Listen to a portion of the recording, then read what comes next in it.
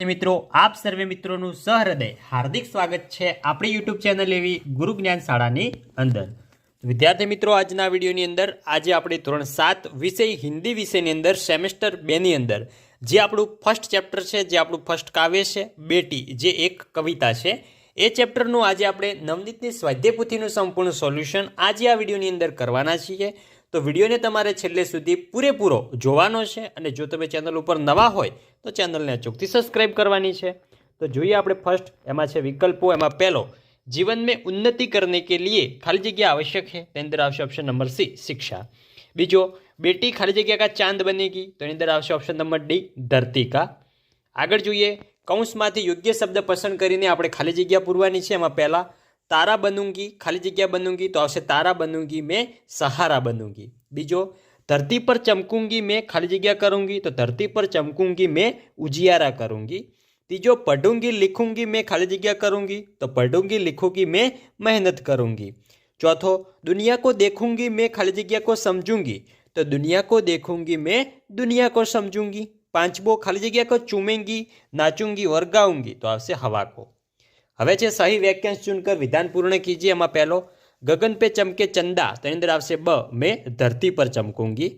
बीजो, अपने पाँव चलकर मैं, तो अंदर आवश्यक क, मैं दुनिया को देखूंगी।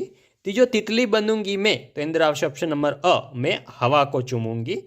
आगे જોઈએ निम्नलिखित प्रश्नों के उत्तर एक एक वाक्य में लिखिए। एमां फर्स्ट, बेटी तारा बनकर क्या करेगी, तो बेटी तारा बनकर दूसरों को सहारा देगी। बीजो, बेटी धरती पर किसकी तरह चमकना चाहती है, तो बेटी धरती पर चांद की तरह चमकना चाहती है। तीजो, बेटी किस लिए मेहनत करेगी, तो अपने पैरों पर खड़ा होने के लिए बेटी मेहनत करेगी। चौथो, दुनिया को समझने के लिए बेटी क्या करेगी, तो दुनिया को समझने के लिए बेटी पढ़ लिख कर अपनी बुद्धि का विकास करेगी। पांचवो, बेटी अपने पाँव पर कैसे खड़ी होगी, तो बेटी पढ़ लिख कर अपनी मेहनत से अपने पाँव पर खड़ी होगी। छठो, बेटी कब नाचेगी और गाएगी, तो बेटी अपनी मंजिल पर पहुंचकर नाचेगी और गाएगी। पांचमो જોઈએ निम्नलिखित प्रश्नों के उत्तर 2-3 वाक्य में लिखिए। जे मोटा प्रश्नों है एना प्रश्नों અને એના આન્સર તમને સંપૂર્ણ આપેલા છે, જે તમે વિડીયો સ્ટોપ કરીને આન્સર લખી શકો છો। તો જોઈએ फर्स्ट, आत्मनिर्भर बनने के लिए आप क्या करोगे। बीजो છે बेटी सहारा बनने के लिए क्या क्या करेगी, એનો આન્સર આપવાનો છે। तीजो જોઈએ कि बेटी दुनिया को कैसे समझना चाहती है। चौथो જોઈએ कि बेटी तितली बनकर क्या करना चाहती है, એનો તમારે આન્સર લખવાનો છે, આપવાનો છે। छठो જોઈએ निम्नलिखित प्रश्नों के उत्तर लिखिए। एमां पहलो, बेटी कविता का भावार्थ संक्षेप में लिखिए, એટલે કે આખું જે આપણું કાવ્ય છે એનો મિત્રો સાર શું છે, એનો ભાવાર્થ શું છે, એ તમારે હિન્દીની અંદર લખવાનું છે। આગળ बीजो, बेटी की क्या क्या तमन्नाएं हैं, એટલે કે बेटी के सपने क्या क्या है वो आपको लिखने के लिए है। तीजो છે बेटी पढ़ लिख कर क्या करेगी, જોઈ શકો છો, એનો પણ તમને આન્સર આપેલો છે।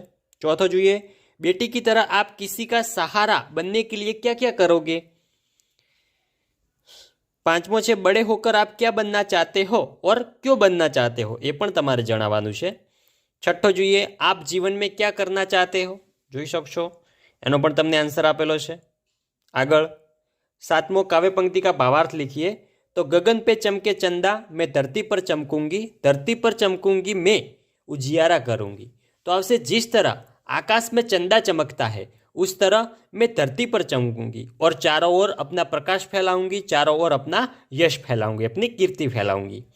बीजो જોઈએ, पढ़ूंगी लिखूंगी मैं मेहनत करूंगी, अपने पाँव चलकर मैं दुनिया को देखूंगी, दुनिया को देखूंगी मैं दुनिया को समझूंगी। तो એનો ભાવાર્થ આવશે, मैं पढ़ूंगी लिखूंगी और मेहनत कर आगे बढ़ूंगी, मैं आत्मनिर्भर बनूंगी, पढ़ लिख कर मैं दुनिया के व्यवहारों को देखूंगी और समझूंगी। હવે રૂઢિપ્રયોગનો અર્થ આપી વાક્ય પ્રયોગ કરવાનો છે।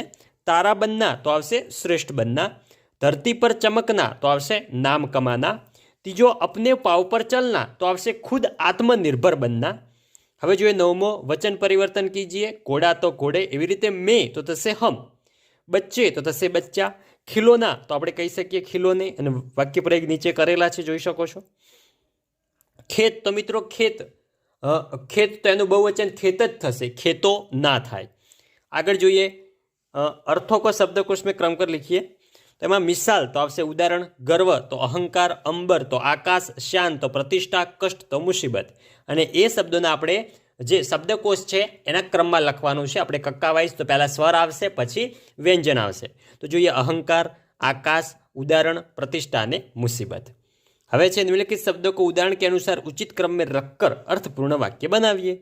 એટલે કે આપણે સાચું વાક્ય બનાવવાનું છે અર્થપૂર્ણ. તો પહેલું બનશે नीम मूलतः भारत की धरती का पेड़ है. બીજો दांतों के लिए नीम की दातुन अति श्रेष्ठ होती है. तीजो दिया जलाकर आंगन में रख दिया. चौथो हमें खाने में अधीरता नहीं दिखानी चाहिए. પાંચમો हमारे व्यवहार में विनम्रता भी होनी चाहिए. 12મો જોઈએ વિરુદ્ધાર્થી શબ્દો આપવાના છે અને એનો વાક્ય પ્રયોગ કરવાનો છે. આકાશ તો થશે ધરતી અને એના વાક્ય પ્રયોગ નીચે આપેલા છે તમને. બીજો છે ઉજિયારા તો થશે અંધિયારા. ઇધર તો થશે ઉધર. આગળ જઈએ ભલાઈ તો થશે બુરાઈ. પાના તો થશે ખોના. ગુણવાચક વિશેષણ શોધીને લખવાનું છે. તો પહેલામાં થશે ચતુર, બીજાની અંદર પીલે, ત્રીજાની અંદર તીખા, ચોથાની અંદર થશે પંજાબી અને પાંચમાની અંદર થશે સફેદ. હવે છે 14મો કે નિશ્ચિત સંખ્યાવાચક વિશેષણ શોધીને લખવાના છે. તો જે પરફેક્ટ તમને આંકડો આપેલો હોય એને મિત્રો આપણે શું કહીએ છીએ? એને આપણે કહીએ છીએ નિશ્ચિત સંખ્યાવાચક. તો પરફેક્ટ આંકડા કયા કયા છે? તો અંદર આવશે 50, 2.5, ચોગુના, ચોથા ઓર ચારો. અને અનિશ્ચિત સંખ્યાવાચક એટલે કે એનું મિત્રો આશરે માપ હોય, પરફેક્ટ આંકડો ના હોય તો એ જોઈએ. તો એની અંદર આવશે કઈ, થોડા, બહુત, કુછ ઓર જ્યાદા. હવે 15મો છે प्रोजेक्ट वर्क છે તમારો भिन्न भिन्न क्षेत्रों में महत्वपूर्ण योगदान देने वाली निम्नलिखित नारियों के बारे में लिखिए. तो પહેલો છે શ્રીમતી ઇન્દિરા ગાંધી. એ મિત્રો રાજનીતિની અંદર પોતાનો પ્રતિભાવ પાડ્યો હતો. તો જોઈ શકો છો એમનું પણ સંપૂર્ણ જીવન ચરિત્ર અહીંયા ટૂંકમાં આપેલું છે હિન્દીની અંદર. આગળ વધીએ. આગળ છે શ્રીમતી સાવિત્રીબાઈ ફૂલે. એ મિત્રો સ્ત્રી શિક્ષણનું આપવાનો પોતે પહેલ કરી હતી. જોઈ શકો છો એમની પણ સંપૂર્ણ ગાથા છે એ તમને આપેલી છે, જે તમે વિડીયો સ્ટોપ કરીને લખી શકો છો. નેક્સ્ટ છે કલ્પના ચાવલા. કલ્પના ચાવલા કોણ હતા? તો એક અંતરિક્ષ યાત્રી હતા, ભારતના પહેલા મહિલા અંતરિક્ષ યાત્રી. જોઈ શકો છો. આગળ મેડમ ક્યુરી. મેડમ ક્યુરી કોણ હતા? તો એક ભૌતિક વૈજ્ઞાનિક. જોઈ શકો છો એમની પણ સંપૂર્ણ આપેલું છે જીવન ચરિત્ર. આગળ જઈએ. આગળ છે સરોજિની નાયડુ. સરોજિની નાયડુ કોણ હતા? તો સરોજિની નાયડુ એક સાહિત્યકાર હતા પોતે, અને પોતે ઘણા બધા એવા જે છે गोल्डन थ्रेशोल्ड और ब्रिकन विंग्स काव्य के संग्रह बहुत प्रसिद्ध हुए थे जो मित्र सरोजिनी नायडू ने लिखे थे. तो विद्यार्थी मित्रों आ हतुं આપણું ધોરણ 7 વિષય હિન્દી વિષયની અંદર સેમેસ્ટર 2 ની અંદર જે આપણું ફર્સ્ટ કાવ્ય છે બેટી, એ કાવ્યનું સ્વાધ્યાયપોથીનું સંપૂર્ણ સોલ્યુશન. હવે તમારે ધોરણ 7 ની અંદર નેક્સ્ટ કયા વિષયનું સોલ્યુશન જોવે છે એ કમેન્ટ કરો, જેથી કરીને તમારા માટે અમે તે વિડીયો લાવી શકીએ વહેલામાં વહેલી તકે. તો વિડીયો સારો લાગ્યો હોય વિડીયોને લાઇક કરીને જજો. ચેનલ ઉપર નવા હોય ચેનલને પણ અચૂકથી સબસ્ક્રાઇબ કરીને જવાની છે. મળીશું નેક્સ્ટ ઉપયોગી વિડીયો સાથે. ત્યાં સુધી આવજો. ભારત માતા કી જય.